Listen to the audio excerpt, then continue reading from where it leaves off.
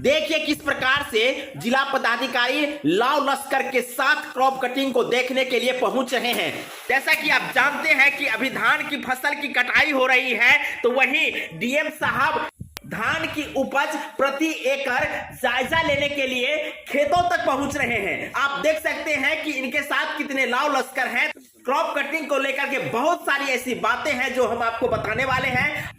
वैसे आपको बता दें कि जिस प्रकार से डीएम साहब स्वयं लाव लश्कर के साथ एवं तमाम संसाधनों के साथ क्रॉप कटिंग करने के लिए खेतों तक पहुंच रहे हैं, तो वही आपको बता दें कि इसको देखने के लिए गांव की हुजूम भी जुट चुकी है। आपको बता दें कि ये कार्यक्रम मधुबनी जिला के रैका प्रखंड के नाजिरपुर पंचायत में हुई है, जहां डीएम साहब स्वयं क्रॉप कटिंग को देखने के लिए पहुंचे हैं। आप देख सकते हैं कि क्रॉप कटिंग किस प्रकार से हो रही है। तो वही आपको बता दें कि प्रति एकड़ कितनी उपज होगी।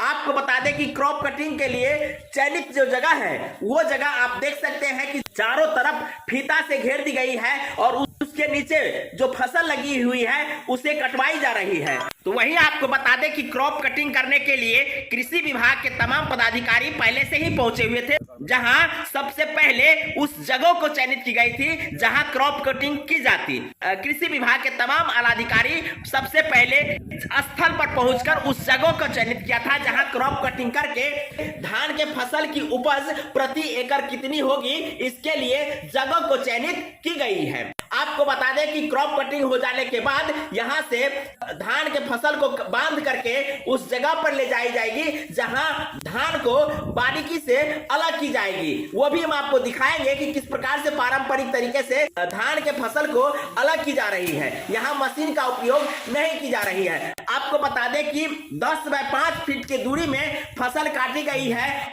उससे जो धान निकलेगी उसका वजन किया जाएगा और इसी से प्रति हेक्टेयर अनुमान लगाई जाएगी।